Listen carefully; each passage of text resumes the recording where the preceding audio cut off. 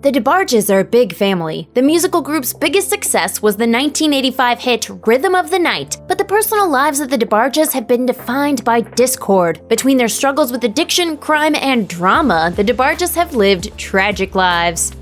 DeBarge matriarch Ederline met her future husband Robert DeBarge Sr. when she was just 17. Robert was 4 years older, in the army, and white, making him socially forbidden fruit. Unfortunately, he was also insanely jealous. He ordered her not to wear jewelry, makeup, or anything else that might attract another man. After a hasty wedding, things rapidly went downhill. Ederline said Robert tormented her physically and emotionally, even keeping her continuously pregnant. Ederline's children had horrific memories of their father. Chico claimed that his father sexually molested his siblings. Bobby allegedly took the bulk of the abuse, but all the children suffered. Bunny, for one, went so far as to blame the siblings' professional woes and personal struggles on the ugliness they endured as children. It's easy to spot similarities between the DeBarge's and the Jacksons, which would make Elle the Michael of the DeBarge's. As the Michael of the group, he received special treatment from Motown founder Berry Gordy, who saw Elle as a budding solo artist. According to their mother, the prospect of being split up was very painful for the close-knit siblings. However, in a 1986 interview with the LA Times, Elle remembered things a little differently, explaining that he wanted to move out of the group and give the others some creative space. Elle officially started dancing to his own drum beat after DeBarge released Rhythm of the Night, but he stumbled out of the gate. Previously hailed as the creative soul of DeBarge, he did zero writing or producing for his self-titled debut album. He blamed his lack of involvement on a failed romance, but it wasn't his only source of sadness, as he felt lonely without his siblings. Elle went off to also have troubles with the law. In 1986, he pleaded no contest to causing a misdemeanor disturbance after a Michigan woman accused him of attacking her. Then in 2007, he found himself in handcuffs again, this time for possible domestic violence. And in 2018, he was charged with felony vandalism after an argument led to him bashing in someone's windshield.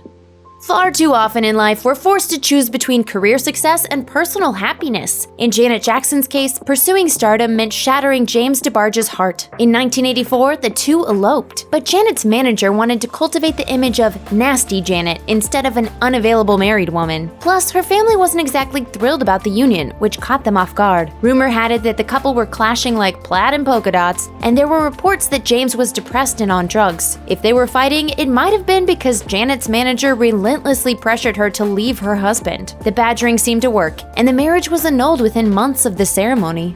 Berry Gordy reportedly called Bobby DeBarge the most talented artist I have signed. Musically, Bobby could do it all: sing, write, produce. Unfortunately, the one thing he couldn't seem to do was heal. He sunk into heroin addiction and never resurfaced. Perhaps his problem resulted from alleged molestation by his father. Or maybe fame simply proved too many temptations and imposed too few restrictions. Regardless of why it began, the ending was drawn out and agonizing. While serving a 6-year prison sentence for drug offenses, Bobby discovered he had HIV. In his last years, he grew paranoid and distant from his family as his health declined. He managed to complete a final album, but he realized that his life was ending. And in 1995, at just 39 years old, he died of complications from AIDS.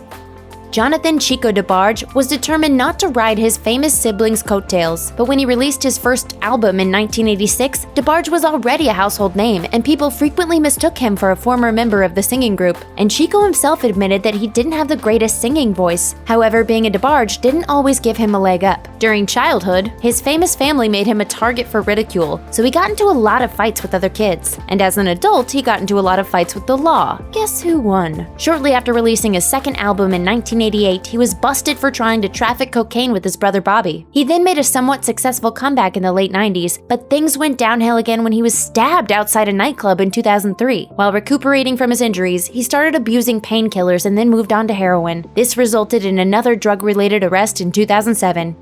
Over the course of his life, Elle DeBarge wound up the father of 12 kids. He has credited his children with helping him get through tough times, but he hasn't always been there for them. In 2010, for example, he met with his daughter Kendall for the first time in 15 years. Part of the reason Elle wasn't around his kids was his crippling drug addiction, which led to bouts of homelessness and a 13-month prison stint. In fact, in 2010, he couldn't even locate his 3-year-old daughter because he lost her to the system while hooked on drugs. However, that year he was also a Grammy-nominated artist who said he'd seen the light. But the following year, he entered rehab, and in 2012, he was busted for allegedly trying to sell drugs. Hopefully, in the long run, Elle will follow the advice he has offered fans. Just learn from my mistakes.